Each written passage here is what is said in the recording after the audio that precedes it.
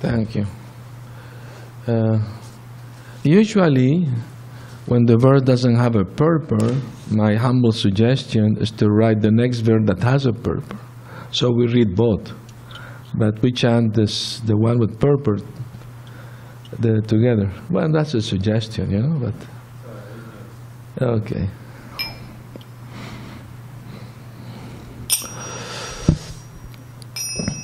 Jaya Radha Madhava Kunja Bihari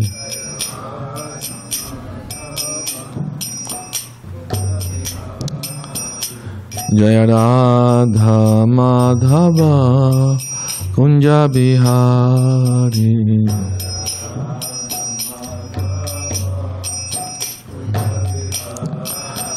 Jaya Gopi Jana Vallabha Girivaradhari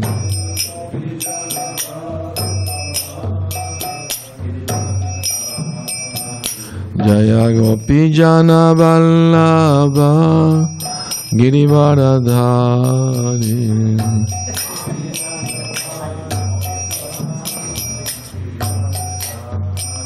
Yashodanandana Brajajana Ranjana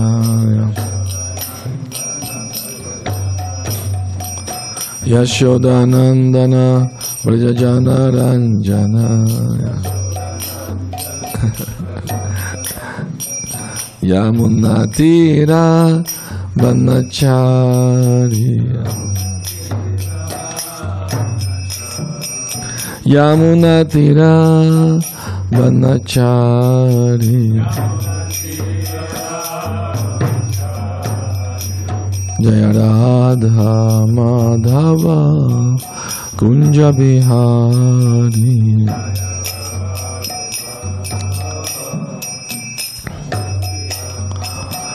Jaya Radha Madhava Kunja Bihari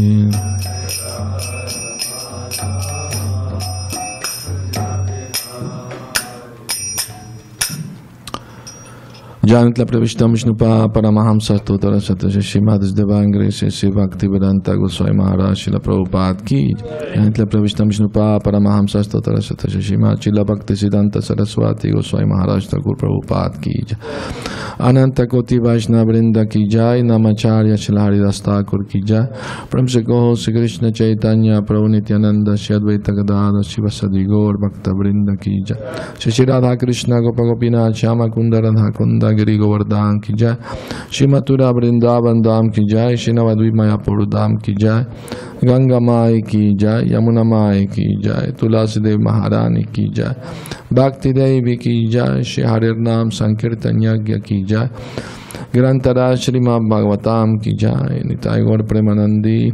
All glories to the assembled devotees. All glories to the assembled devotees.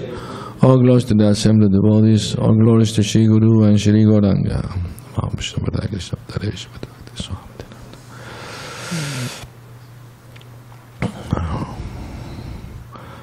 Reading from Srimad Bhagavatam 6th Canto, Chapter 2. Ajamila delivered by the Vishnu Dutas. Text 1 and 2. Yes. There is a chapter introduction. That's okay. Of course, I can do it.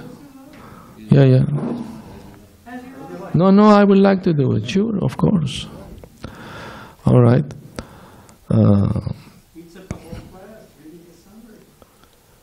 Yes, that's fine. Yeah, I'm okay with it. Narayanam namaskritya Naram chaiva narottamam Devim saraswatim vyasam Tato jayamudiraye Nasta prayesha vadreshu Nityam bhagavata sevaya Bhagavati uttama shloke Bhaktir Bhavati Nashtaki.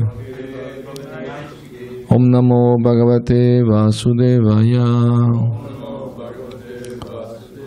Om Namo Bhagavate Vasudevaya. Om Namo Bhagavate Vasudevaya.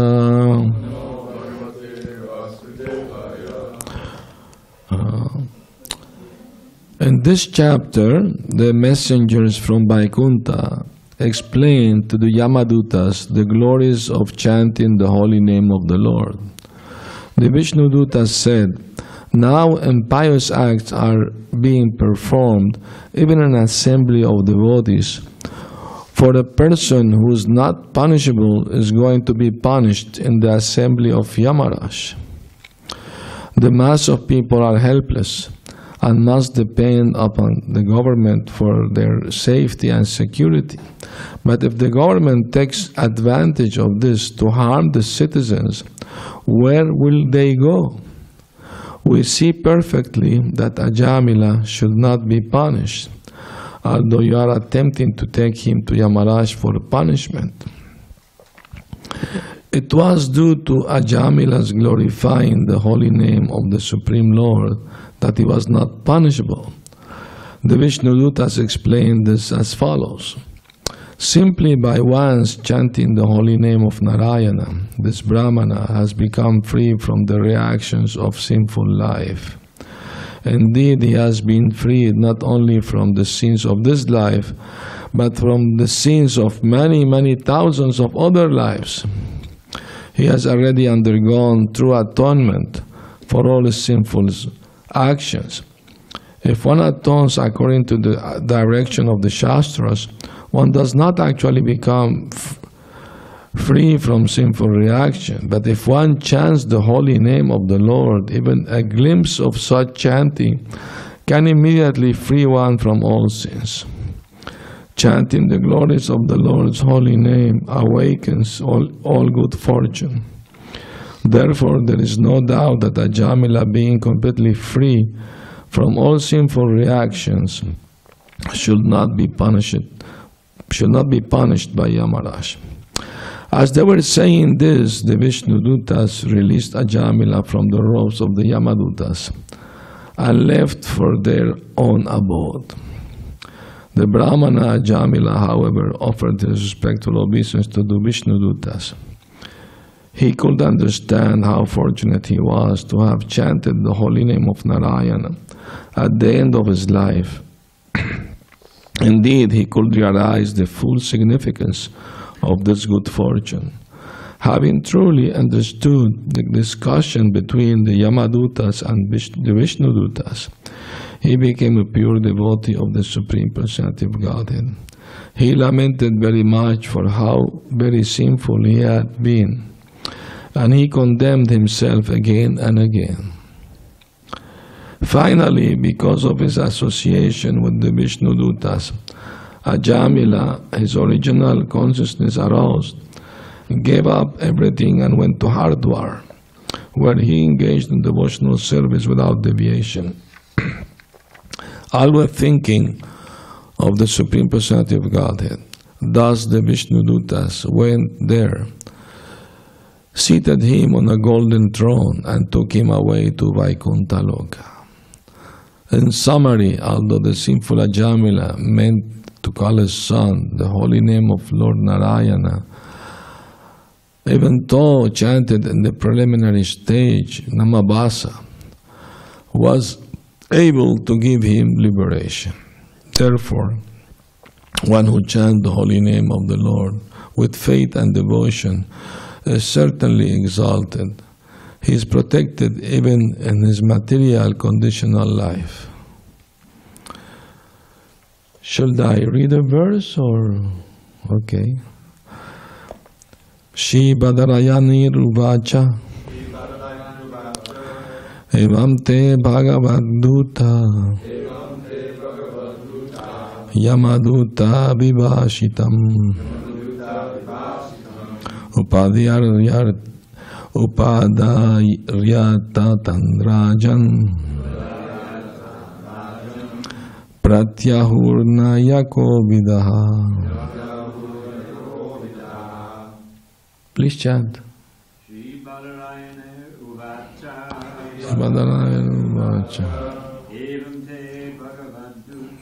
Evam te Bhagavaduta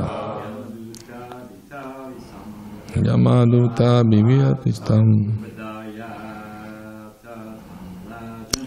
Upadariyata Tanrajan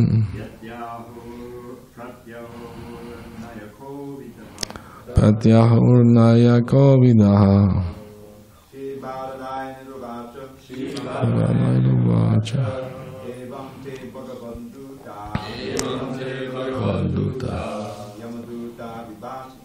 Yamaduta vibhashitam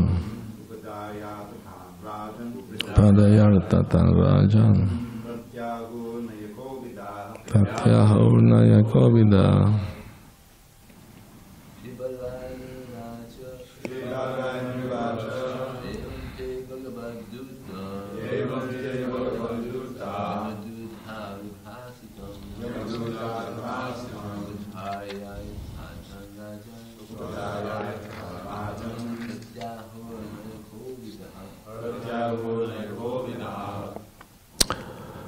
Ladies?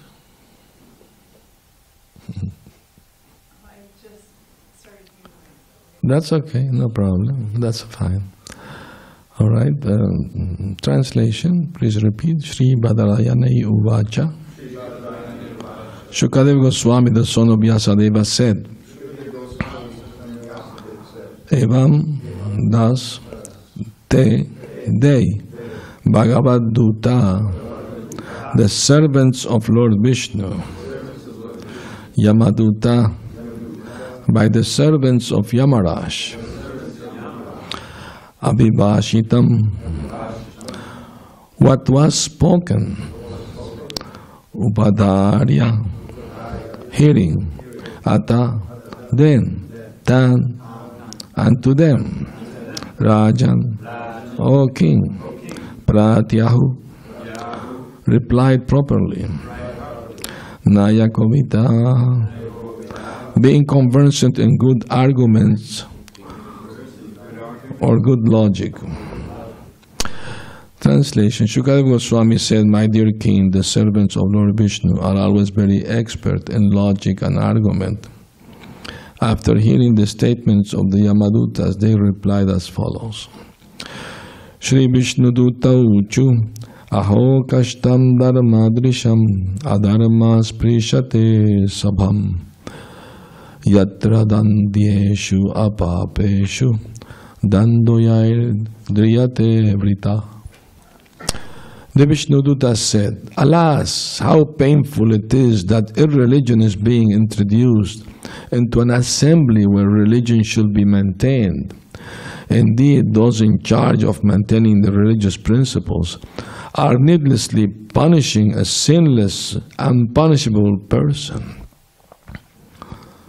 The Vishnudutas accused the Yamadutas of violating the religious principles by attempting to drag Ajamila to Yamaraj for punishment. Yamaraj is the officer appointed by the Supreme Personality of Godhead to judge religious and irreligious principles and to punish people who are irreligious. However, if completely sinless people are punished, the entire assembly of Yamaraj is contaminated. This principle applies not only in the assembly of Yamaraj, but throughout human society also. In human society, properly maintaining religious principles is the duty of the king's court or the government. Unfortunately, in this yuga, Kali Yuga, the religious principles are tampered with, and the government cannot properly judge who is to be punished and who is not. It is said that in the Kali Yuga, if one cannot spend money in court, one cannot get justice. Indeed, in court of justice, it is often found that magistrates are bribed for favorable judgment. Sometimes religious men who preach the Krishna consciousness movement for the benefit of the entire populace are arrested and harassed by the police and courts. The Vishnudutas, who are Vaishnavas, lamented for this very regrettable facts. Because of this, of their spiritual compassion for all the fallen souls, Vaishnavas go out to preach according to the standard method of all religious principles. But unfortunately, because of the influence of Kali Yuga, Vaishnavas who have dedicated their life to preaching the glories of the Lord are sometimes harassed and punished by courts on false charges of disturbing the peace. Om Ajnanati Mirandasya Gyananjana Salakaya Chakshurum Militam Yena Tasmai Shri Gurave Namaha. I was born in the darkest of ignorance, and my spiritual master Srila Prabhupada opened my eyes with the torchlight of knowledge. I offer my humble and respectful obeisance unto him. Srila Prabhupada ki jai. So here is the situation. The Vishnudutas confronting the Yamadutas. They challenge them that you don't know what you're doing. You are supposed to be a servant of Yamaraj and supposed to know religious principles, but you are acting in a way which is irreligious. So we can't allow you to take Ajamila to the court of Yamaraj, because you will do a great disservice to your master by doing so. Because all the assembly of Yamaraj will be contaminated if you take an innocent person to be judged when he's innocent. So that's a very good, great argument. Of course, Yamaduta have the argument also that this man is led a very sinful life, so how can you deny us to arrest him? I mean, he's a criminal. Of course, they're right also. I mean, they have the right to arrest criminals at the time of death and take them to be judged by Yamaraj, who's the agent of the Lord to judge sinful people after death. That's his duty to do. And since in direct touch with the Lord as Paramatma in his heart, he never make a mistake in his judgment. Because the Lord knows perfectly what everybody does or think or feel, whatever it is possible. When Prabhupada was a child and was going to the Scottish schools, Christian in Calcutta, one of his professors challenged that the law of karma. He said that if there is no witness, who's gonna say who did what to pay karma? Prabhupada said at that time, I didn't know answer, but this man doesn't know that the witness is the Lord in the heart. Paramatma, he knows everything. You can't hide anything from him. It's impossible. So no matter if human justice fail, the divine justice never fail. Sooner or later, they will have to pay for their crime. So there is no mistake there. But in this particular situation was different, because according to the Shastra, if at the time of death one remembers the Lord, he is freed from all his past sinful activities. It was actually an extraordinary situation. It was not a common situation. It didn't happen usually. It doesn't happen, this situation like this. This is exceptional. What we are reading here is exceptional situation, and can be applied to anyone or everyone. I mean, to say as far as we know is the only story like this in the Bhagavatam that explained at the time of death, a very sinful man was saved by chanting the holy name. And his chanting was Namabhasa. Namabhasa means almost, not completely, but almost offenseless. And why his chanting was considered offenseless if he was doing bad things? Because he didn't mean to chant to counteract his offenses, which will be one of the biggest offense. But rather he was just calling his son. Not only at the time of death, he was calling his son for a long time, since the boy was born, he was calling him Narayan. So Narayan, come sit in my lap, Narayan, come to eat, So he was chanting, and without his knowledge, he was getting purified. He was becoming purified by this chanting, regular chanting of the name Narayana. The name Narayana means Nara, all living entities, and Ayana means He is the sustainer. So the Lord sustained all living entities. He maintained all living entities. So this name is very powerful, one of the names of Lord Krishna. There is a story that once Ramanujacharya wanted to get a powerful mantra from a guru. And he approached the guru and asked him, I hear you have a very powerful mantra, please can you give it to me? The guru said, no, I can't give it to you, it's a secret mantra. So anyway, Ramanujacharya insisted a few times until finally the guru said, okay, I will give you this mantra, but you have to promise me that you will not give it to anyone else. Okay, I promise. Okay, he received the mantra, and the mantra was Om Namo Narayanaya Namaha. That was the mantra. So he heard the mantra, repeated the mantra, learned the mantra, and as soon as he left the place, he went to the temple and assembled all the people, thousands of people there who were coming out and in the temple, and with very loud voice he spoke to them. Do you, because he asked them, do you want to become liberated? Do you want to go to Vaikuntha? And all people shouted, yes, yes, we want. All right, very good. So please repeat after me this mantra. Om Namo Narayanaya Namaha. All the people chanted once and again the mantra.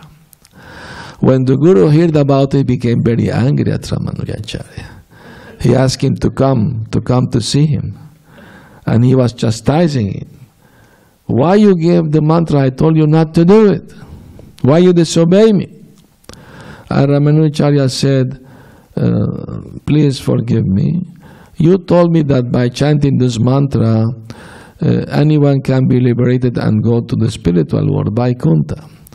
So, although I promised you not to give it to anyone, I thought if I break this promise, I may go to hell. But if the people who chant the mantra, the thousands of people I gave it to, they go to Vaikuntha, I will be happy even in hell.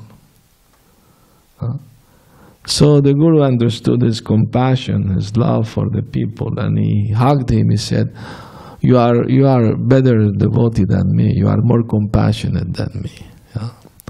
So, anyway, so at the time of death, he was going to die, Ajamila, and he was calling for his son who was nearby, But then, when he said Narayana, he remembered the original Narayana, the Supreme Lord. Before he was just calling his son, he gave the son named Narayan. But at the last moment of dying, he remembered the original Narayan.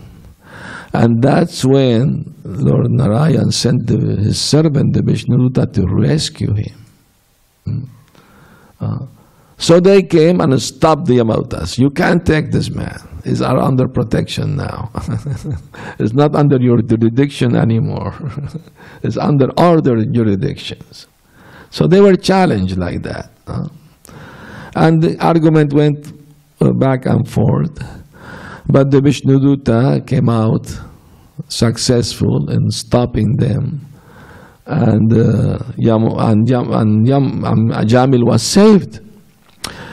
By hearing the Vishnu Dutas, he became very much enlightened and purified. And very interesting, Prabhupada said that by chanting the holy name, he was not just purified from the present life sins, but from many thousands of previous lives. So that shows how powerful the holy name of the Lord is. Even if chanted in the middle stage, there are 3 stages of chanting the holy name: Nama Paradha, Nama Basa, and Shuddhana. The first stage, everybody goes through it, committing offenses. And what is the most common offense? Inattention. And Bhaktivinoda Thakur said, if we don't make our effort to improve our attention in chanting, that may lead us to commit more offenses. So we have to make a great effort to be more attentive in our chanting. That's very, very important. Because if we make the effort, when the mind wants to slip away, we will notice and we'll bring it back. But if we don't make the effort, we don't even notice that the mind is somewhere else. And we keep chanting mechanically. So, Srila Jiva Goswami recommends that one should chant the name of the Lord with feelings. Like a helpless child calling for his mother. That's the way we should chant the holy name. A helpless, hungry child, he cries out to his mother so the mother can come and feed him. A child who doesn't cry, he will not get breast milk. So that helplessness comes when we actually feel that without the mercy of the Lord, without the protection of the Lord, we are lost in this material world. We shall feel helpless and in need of the Lord's attention, protection.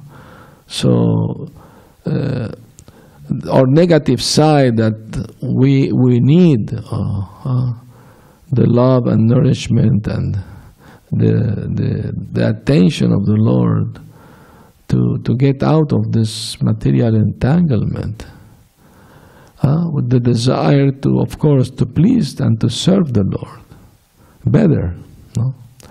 So that's why Jiva Goswami recommends one should chant with the helpless child crying out to his mother. Of course, most of the time we don't do that. We just chant because we have to chant. But we should come to the point of, I'm not chanting because I have to, but because I like to, I want to, to please Krishna. I want to. Of course, it's good to have a sense of duty. I promise to chant, this amount, 16 rounds, so I have to fulfill my promise. That's good to be responsible. But beyond that, one should try to develop taste for the holy name. That's Mahaprabhu's instruction. 3 things very important. Lord Chaitanya emphasized that Namaruchi, Jivedaya, Vaishnava Seva. Develop taste for the holy name of the Lord, Namaruchi. Jivedaya, show compassion for those who have forgotten Krishna. And Vaishnava Seva, serve the Vaishnavas. These 3 things are very, very important. Isn't it? So Ramanujacharya emphasized very much the service of the devotee, to serve the devotees, very much. There was one servant of Lord Chaitanya named Kalidas. He was very, very much in love to serve the devotees. He will not miss any opportunity to serve the Vaishnavas. And he will collect some money and arrange for great amounts of prasad being cooked and offered to the Lord, and then invite all the Vaishnava and personally will serve all of them, That was his greatest happiness, to see the Vaishnavas happy by taking Krishna Prasad, you know. And after he served all the devotees, he himself will collect the plates and he will eat the remnants left by the devotees, even if they were neophyte. He didn't care if they were advanced or new devotee. He didn't mind. He will eat all the remnants of everyone. So one day, he went to visit one great Vaishnava named Mamu Thakur, who was a pure devotee. Mamu Thakur. He was a Grihastha devotee, married, and he took a bag full of mangoes to give to him. So Mamu Thakur was coming from, not a Brahman family, but another, kind of family. And Kalidas was a Brahmana. So Mamu Thakur said, no, I should be serving you. I can't accept service from you. You're a Brahmana, I'm Sundar, so I can't accept your service. No, this is not for you. This is for your deities. You have deities of Krishna at home. Please accept this so you can offer your deities this. Okay, in that case I can accept. So Mamu Thakur, he, cut the mangoes, offered to his deity of Lord Krishna. But Kalidas was hiding outside the house behind the tree. So after offering the mangoes to the Lord, Mamu Thakur and his wife sat down and ate the mangoes. And after finishing eating mango, she took the garbage and threw it outside the house. That's one important thing, Prabhupada never liked overnight organic waste in his apartment or wherever he was staying. He should go out every day organic waste, So that was like tradition in Vedic culture. You don't keep overnight in your house organic waste, So the lady, she took out this outside, threw it in the can, and when she entered the house, Kalidas came out from his hiding and went to the trash can and immediately started licking the mangoes and that left by the devotees, by Mamu Thakur and his wife. So he had great faith in the prasadam and the prasad left by the devotees. I mean, three things are very powerful. The water that washed the pure devotee's feet, the dust from his feet, and the remnant of his food. These three things, according to Chaitanya Charitamrita, are very powerful substances, spiritual substances. Then something amazing happened after that. Lord Chaitanya would go visit the temple of Lord Jagannath daily. And many of us devotees, associates, come along with him. And before entering the temple, somebody will come and wash his feet because they walk barefoot, so sometimes a lot of dust in the feet. So they wash it before entering the temple. That was the tradition. But Lord Chaitanya forbade anyone to drink this water falling from his feet. That was an instruction nobody will dare to disobey. But while his feet were being washed, Kalidas was there and he jumped in and drank 3 times the water from the lotus feet of Lord Chaitanya. All the devotees were in shock. Wow, he's going to be chastised now, for disobeying. But Lord Chaitanya just smiled at him. He said, okay, Kalidas, you satisfied your desire, drink it 3 times. That's good enough. He didn't get angry or anything at him, because the Lord was pleased that he loved to serve the Vaishnavas. So that's a very important thing to do. So any opportunity you have to serve the Vaishnavas, you should not let it go. You should take advantage of it. And show compassion for those, who have forgotten Krishna. Try to remind them of Krishna. Give them the book. Invite them to the temple. Try to show some compassion. and develop a taste for chanting, chanting the holy name. I'll tell you one amazing story I heard some time ago about this taste for chanting. Srila Bhaktisiddhanta Saraswati Thakur made an advertisement in a newspaper in Calcutta that anyone who wants to join the temple, the mat, can come. And if he only wants to do chanting, that's all right. He doesn't have to do anything else. Just chant the holy name. So some people came. Oh, it's a great opportunity, a place to sleep and eat and only chant. But the majority of them didn't stay long. After some time, they couldn't keep doing it, so they left. Only one stayed. Of course, he became disciple. He was initiated by Srila Bhaktisiddhanta Saraswati Thakur. But the other disciple complained that his name was Krishna Das. No? So Krishna Das only chanting all day. He doesn't do any other service. We have to do other service. And Srila Bhaktisiddhanta say, if you can chant like him day and night, I will release you from your service and only do the chanting. Nobody did it, of course. Because Krishna Das became later Babaji, renounced. He will chant not only during the day, but also throughout the night. He may sleep like 2-3 hours, more or less. But the rest of the time he was chanting. Anyway, once in a meeting, Prabhupada invited his godbrothers, Mayapur, and some of them came, and Krishnadas Babaji was also there. And he challenged his godbrother. He said, do you know why our godbrother Bhaktivedanta Swami Maharaj succeeded in preaching the holy name around the world, and you didn't, and you didn't? They were silent, they wouldn't say anything. But he told them, Krishnadas Babaji told them, because he had full faith in the holy name of Krishna.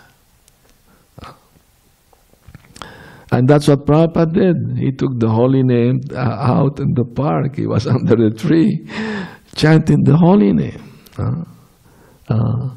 Anybody remember the name of that park in New York? Square Park. Thompson Square Park. I went to that park, of course, in '76.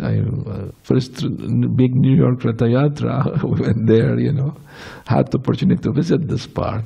But I went a few years ago, recently, in one Ratha Yatra, and I went to that park again, and there is a sign on the tree, Hare Krishna tree. A plaque, Hare Krishna tree, commemoration. And I saw something amazing. Some old ladies came and took something out of their bag, like some kind of offering, I didn't know exactly what it was, a flower or something like that, and put it under the tree. That's right. Few of them, one after the other. And I was surprised. Maybe those ladies were there when Prabhupada came to sing, the Maha Mantra. So, yeah, under that tree and gave a speech, preaching Krishna consciousness. So that was amazing. I remember one incident when the 76 Rath Yatra in New York, at the park, I think it was Washington Square Park, where the Yatra happened. And one man was criticizing Prabhupada because they brought a limousine for Prabhupada, nice big car and everything. So Prabhupada asked the devotee what he's saying. Prabhupada saying that you are riding this big car, and he's criticizing. Prabhupada said, tell him that he followed the 4 rules, no illicit sex, no gambling, no addiction, no eat meat, he can sit next to me in the car. And they told the man, and when they told the man, said, no, thank you. Hare Krishna. So anyway, I mean to say, Krishnadas Babaji Maharaj, he was when he was old, he was ill, and he had some heart problems. So the devotee wanted to take him to the doctor, but he refused. He said, I don't want to, you know. But they brought the doctor to him. And the doctor was examining his heartbeat, you know, with a stethoscope. He was examining. And when he heard this heartbeat, he was like struck with a thunderbolt, something. He was completely speechless. He couldn't speak, you know. So the devotee, what happened? Is something wrong with Maharaj? He said, no, you will not believe me if I tell you, you know. I want one of you to hear it just to be sure that I'm not mishearing something. So one devotee also was trying to hear, and instead of the heartbeat, he heard Hare Krishna, Krishna Krishna, Hare Hare, Hare Ram, Ram Ram, Hare. From the heart. The heart was beating the Maha Mantra. That's a real story, you know. So they understood how exalted was Krishnadas Babaji, that in his heart the soul was chanting the holy name. Sometimes devotees ask me what to do to chant better rounds, you know, to concentrate more better, you know. I just tell them we should try to meditate on the fact that when I'm chanting round, who's chanting? My hand, my tongue, my mind is chanting? No, you, the soul, is chanting. Once a devotee asked Prabhupada, what should I do when I chant my mind, you know, give me trouble. Prabhupada said, what is the question of the mind? You are chanting, you chant. What is the question of the mind? So, if the soul surrendered to the holy name, sincerely, there is no question of being distracted or inattentive while chanting. That has to come from the soul desire to surrender to Krishna. So who's chanting? We, the soul, we are chanting. We are in need of shelter. We are in need of spiritual nourishment. We are in need of the mercy of the holy name. So if we chant in that mood, then we are going to make more advancement in our spiritual life. So although Ajamila was saved from being taken to hell, he nonetheless understood his situation, and he went to Hardwar and took shelter in a temple and performed devotional service for the rest of his life. Wasn't much left, you know, he was 80 years old, was old. So, and that means that this happened sometime in Kali Yuga, because the life in Kali Yuga is up to 100 years. And Dwapara was 1000, so this didn't happen in Dwapara Yuga, or must have happened sometime in Kali Yuga. So, and then when he died, the Vishnuduta came in an airplane and took him back to Vaikuntha, the spiritual world. The same ones, yeah, the same Vishnuduta who saved him from going to a day camp, take him to Vaikuntha. So, thank you very much for giving me the opportunity to glorify a little bit the holy name. And if you have any comment or question, please do. Yes, Maharaj. No, I just have a quick comment. That because the Prabhupada talks in the purport about sometimes devotees are harassed. Yes. And I counted it up the other day. I was arrested 10 times as a devotee. Wow. And one time we were arrested in Rockford, Illinois. It was myself, 2 other devotees, and a couple local city kids. A couple black kids were dancing along with us. We were doing Harinam, and we were all arrested. They let the kids go, but they arrested us for holding a parade without a license. I was also arrested. I wanted to ask you. I didn't want to put you on the spot. It's a badge of honor. Hare Krishna. I mean, a few times. Huh? How were you arrested? Okay, I will tell the first time I was arrested. The temple was raided by the police. Where in Caracas, Venezuela. That was in 74. What happened is that at that time there were other religious groups, like the Children of God, you know, Guru Maharaj. You may not know these groups now because almost not disappeared probably. But at that time they were popular, and you know, many young people would join them also. And the families were concerned because some of this group will you know, they allow illicit sex and intoxication. This group, the Children of God, the founder named David, he was a Bhakta in the San Francisco temple. And he didn't like the principle of no illicit sex. So he made his own movement, and he misinterpreted the Bible when Jesus said, love each other, that free sex with anyone, with everyone, is loving each other. Celibate. It's not celibate, it's celebrate. It's a mistype. Yeah, right. Anyway, and he I mean, he did the great damage, because not only that, he will not allow people to have their own family. He said, it should be only one family. You can have sex with the wife of anyone and men with anyone. Everything is like a big orgy or something, you know. It's crazy. I mean, some girls who left that movement, they spoke out in the news about all the deviation and all the psychological damage they did to them, you know. It's horrible, anyway. And the other group, Guru Maharaj, he said that he is Krishna.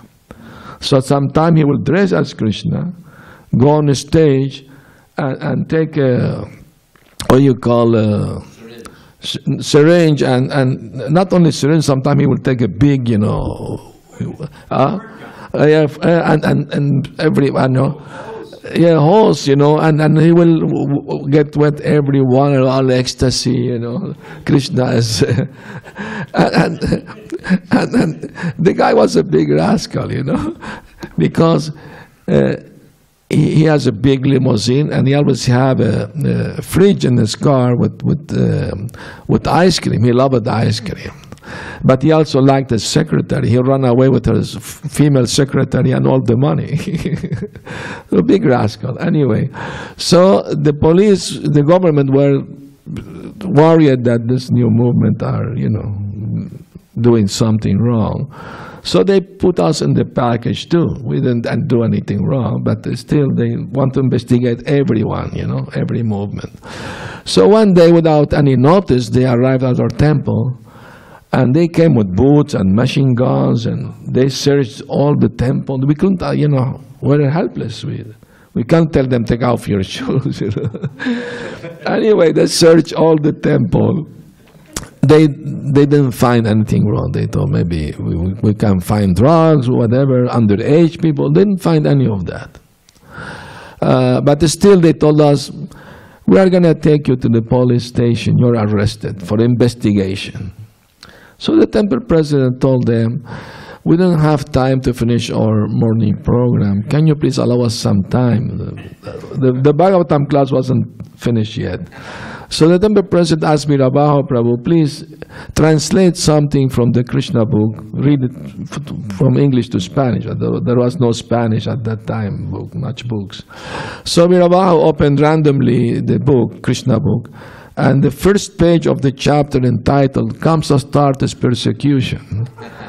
Yeah, we all laughed, you know, the coincidence. Police were, wow, we're arresting them and they're laughing, you know, what's wrong with these people? So anyway, after half an hour, we're reading, they took us all, I mean, we were 30 devotees, they put us and took us. And they put us in cell, we were behind bars, you know. But we took the Mirdanga Kartar with us. We have a kirtan inside the cells. Yeah. There were other cellmates there also, you know. People were arrested there also. They also accompany us chanting, you know. Anyway, at noontime, some devotee who lived outside, they heard about it. So because we left without having breakfast or anything, so they brought us bucket of prasad to the jail, and we instructed, please give prasad to the police who arrested us also, and to the other cellmate too, please give them prasad. So the policemen were started, they were apologizing. With so many criminals out there, we're wasting your time with you. We know you are good people. We have to obey, orders. What can we do? Please forgive us. I say, okay, we understand. And in the evening, they released us.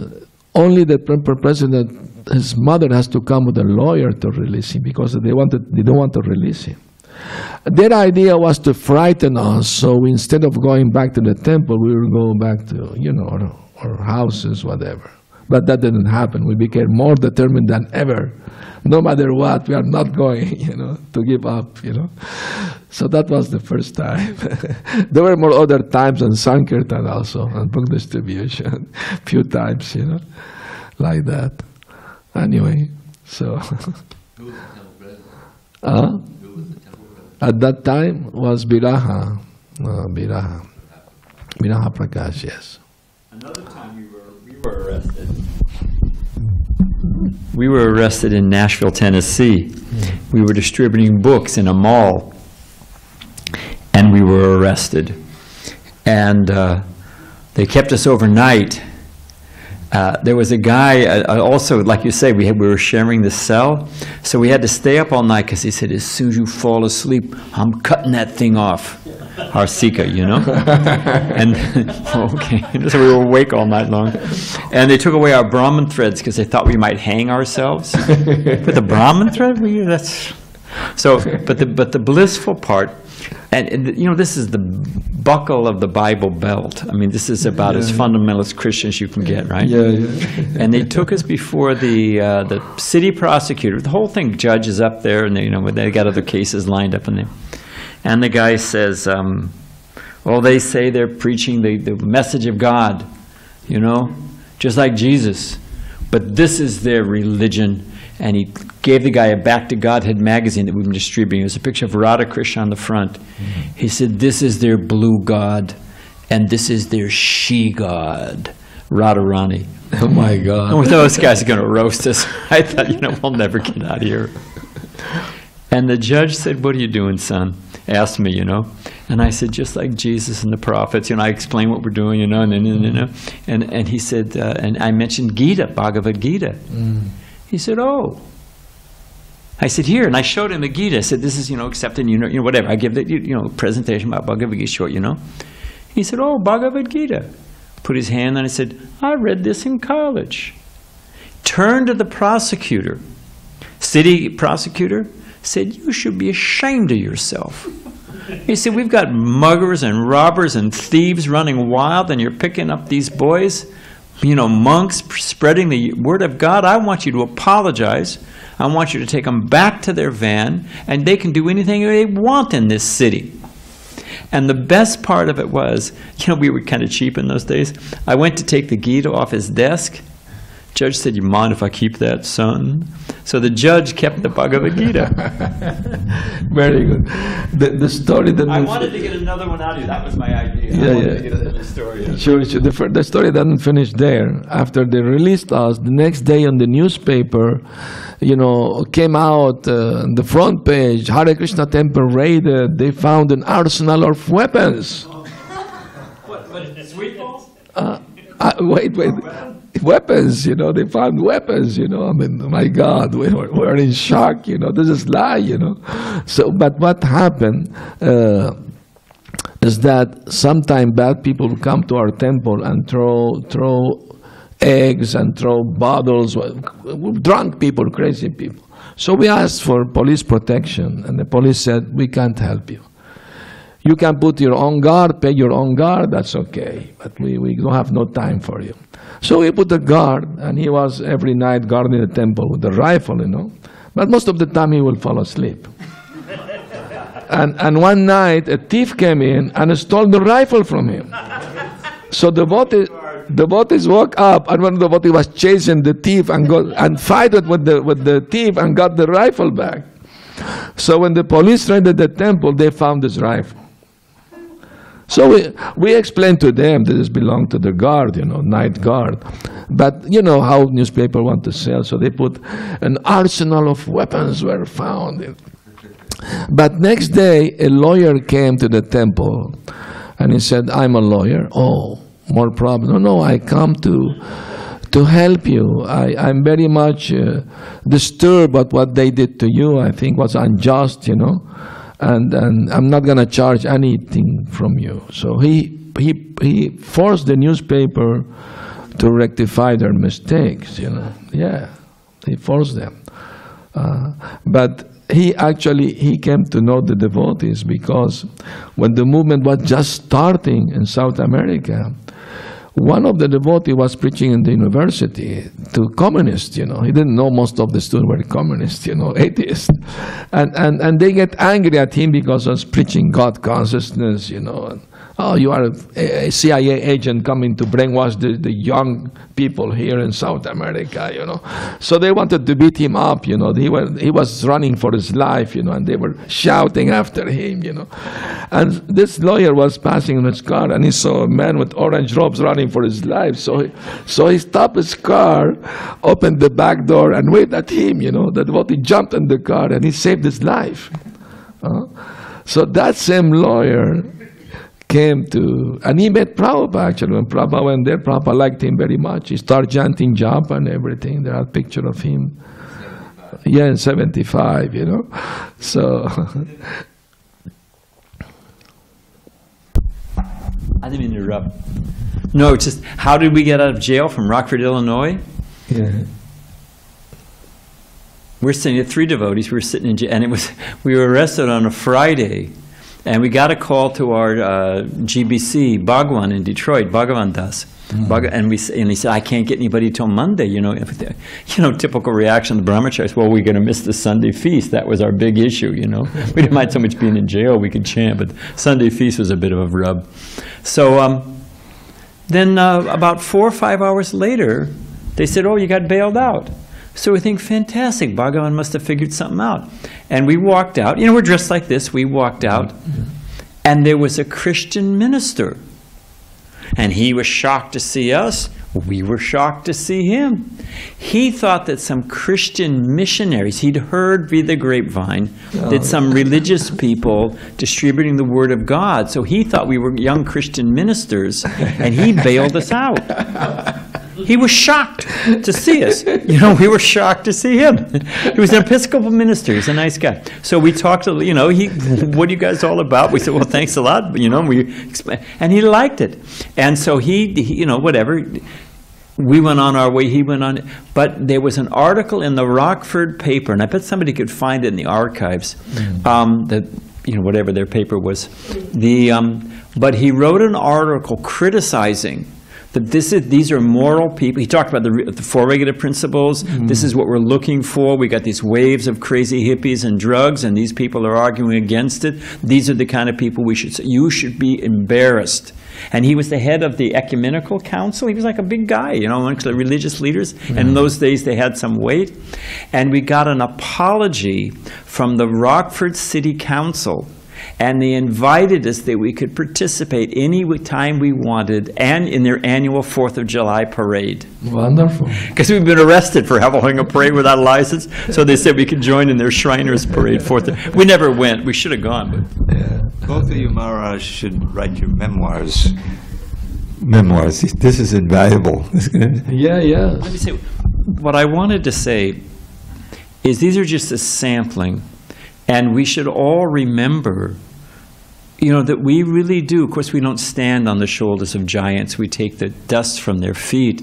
But the sacrifice that devotees went through to start this movement, I mean, just, you know, brainwashing and crazy this and that, and living in bowling. You know, the first temple in Montreal was a converted bowling alley. I mean, when you just think, like this building that we're sitting in, this was paid off by devotees. Where's John? No, they've gone home. But by devotees selling stickers at SeaWorld and selling records and, you know, any schlock we could get our hands on. Yeah.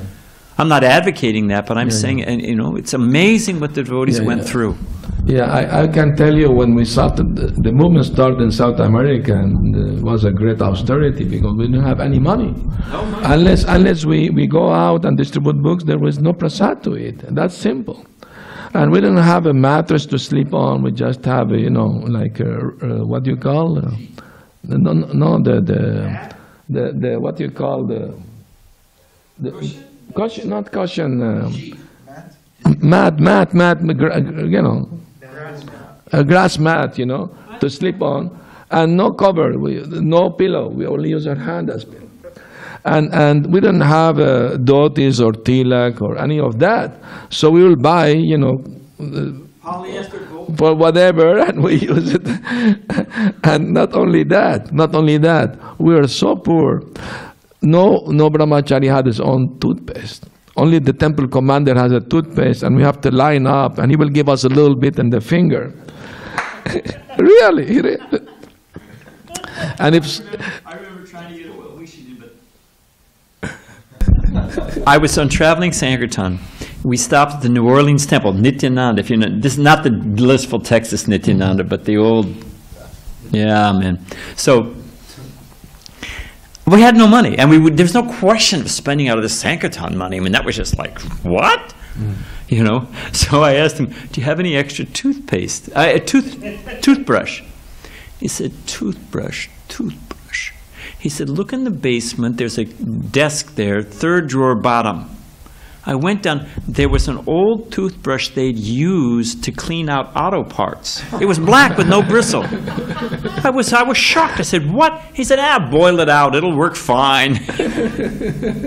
So we had. When I was the temple president in Ann Arbor, there were so many times I paid the rent in rolled quarters. $125 was a monthly, you know, on the rent on the building, and I paid it in rolled quarters in a sock. Here you go, buddy. We didn't have also tilak. As tilak, we used a brand of shoe polisher called Griffin. We use it white color. We use it as a tilak. We didn't have, really, I mean to say was. And when we go on Sankirtan traveling, we don't have money to pay a hotel or anything. We will sleep in the van or in the park, whatever. Sometimes the police arrest us for sleeping. Or we go to if we are in the nearby the ocean, we'll go sleep on the sand, you know, the mosquito biting all night, you know, and take a bath in the ocean in the early morning, you know. It was, I mean, really, really austere, you know. As Prabhupada said, a transcendental adventure. Yeah, very, very. We learned to transcend. My God, I mean to say, we went, and sometime we go for a shower. We go to the gas station, and they have this, you know, this what do you call? Pump with the air and the water. Yeah, but it comes out forcefully. So we are in a gamcha, and one brahmachari was really, really austere. And just one quick one. We used to sneak into, they were called KOAs, Campgrounds of America. They're still around. And we would, if you go in after 10 o'clock, the guard isn't there. They just have an honor system, you know. Yeah. And if you leave before 7, the guards aren't up. You know, so you come in after 10, you can sleep, you know, you use the shower for free in those days, and you could just clear out. You know, we're up early, so we would go and chant our japa. So we'd be in and out. We'd come in after the guard had gone to bed, and we'd leave before the guard got up. We did it for years. And devotees evidently across America did it. So we were in, I forget where it was Tennessee somewhere, or Arkansas or something, you know, and we snuck in at night, and we were all getting ready to go to sleep. And so, one, you know, shaved head, one devotee saying Gayatri, another devotee zipped up in his paw, you know, had one of those bags, because it was cold. We had no heaters. And, you know, you pull up, what they call mummy bag, you know, just your face is there, like that zip. So this good old boy, you know, evidently he'd been burned by a number of devotees in and out, and he was going to get them this time. He was going to catch these shaved-headed guys. And bam, bam, bam, bam, bam. He had a shotgun, and he's banging on the door, right? So we slid open the van door, and he sees a devotee shaved head putting on tilak. He sees 2 devotees in these mummy bags, just the face. He must have thought we were aliens and this was the pod or something. And he went, "Oh, sweet Jesus," dropped his gun, zing, took off in the woods. He's probably still out there hiding, waiting for the aliens to beam him up. You know, I mean, so many things. Anyway, thank you. Very funny. Just so, and I say this just so the devotees can appreciate. Yeah, yes. It didn't happen easily. You know? No. Vijay must have some experience. Devotees were traveling Sankirtan in a van. Where? And they were sleeping somewhere in the Midwest. About 5 devotees. And it's maybe 12:30, 1 o'clock in the morning. And they hear, "All right, everybody, come out with your hands up." And they're like, real loud, and they open the window. There's like 12 police cars surrounding the van. And they're like, "Oh my God, what's going on?" So they come out of the van, and the police are there. Put your hands up against the van there. They're all wearing gumshoes, and they're checking them, So they said, "What are you guys doing here?" I said, "Well, we're monks. We're distributing religious literatures." I said, "Oh, yeah, prove it." So one to Braja Bihari, the famous Braja Bihari, he was the Sankirtan leader. So he gets a Bhagavad Gita, and devotees are thinking, this must be a dream. I mean, how is this possible? So he hands the Bhagavad Gita to this policeman there. He looks at it and he says, "Srila Prabhupada Ki Jai." And the devotees are thinking, this has got to be a dream. So the devotee is like, "What's going on here?" So the policeman explained that there was a robbery at a gun shop, and the van that stole all the guns exactly replicated the van that devotees had. So then the devotee said, "Well, how do you know about Srila Prabhupada?" He said, "Well, I went to school at U of F in Florida, University of Florida, and you guys fed me for years." He said, "I even stayed in the temple a couple nights." Oh. So then he told the policeman, "These boys are good boys. Everybody should buy a book from them." And 80% of them bought Bhagavad Gitas from the devotees. Wonderful story. I had an experience also in Florida, going from Miami to Alachua in a van with devotee. And we were stopped by the police because one of the lights went off, during the while. So they stopped the car. I was chanting japa, and the policeman come from my window and said, "Take out your hand very slowly, from." He thought I had a gun or something inside the bag. So I showed him the japa, I said, "What? Hare Krishna?" "Yes, Hare Krishna." "Oh, I was a student in Gainesville, and you were taking prasad every day." Oh, great, to go away, no problem." We used to stay, we were traveling Sankirtan, and you try to find somebody during the daytime, "Can we stay at your house?" So we did, because there's no question of spending Sankirtan money. So we used to stay at different people's houses, different hippies. Some they'd have dogs, some they'd have yamati. We would stay. And some of those people actually became devotees, because we'd stay, every time we went through that city, we learned, it was the whole thing. So we stayed at, it was Fayetteville, which is in Arkansas. There's a good college there. So we stayed at these people's houses, young kids, I can stay at our house. So the brahmacharis are chanting japa, I'm cooking breakfast, I was, and this naked guy walks in. Well, okay, all right, I'm a man, I can deal with that. Then a naked woman walks in. Then one of the brahmacharis says, "Hey, we gotta get out of here." It was a naked house. At home, it was a nudist colony, a nudist house. Everybody was naked. I've never seen brahmacharis move so fast. It was zing, zing, zing, zing, zing, zing. Woo! We were out the driveway. As opposed to a Ajamila. Actually, As opposed to a Ajamila who got lost. Actually, Prabhupada went to... Ajamila, as opposed to Ajamila. No, man, we were out of there. Actually, Prabhupada went to a nudist colony to preach once. This Lone Star was the name of it. Yeah, Lone Star Ranch. Yeah. Yeah. He met Gaur Hari there. Yeah. They had a house on a tree. They built a house, a wooden house on a tree. And he preached to them, and they saved them. They became devotees. Gaur Hari was buck naked planting potatoes. Came over and said, "What do you got to say, Swami?" Put his shovel down. Prabhupada preached to him, made him a devotee. Oh, what do you do with your life? What are you doing? Making potatoes. What are you doing with your life? Ah, that's Hare Krishna. Thank you for sharing all those wonderful remember. Hare Krishna. Jai. All right, thank you. Srila Prabhupada ki Jai. Gaur Premanandi. Hari Hari Bol.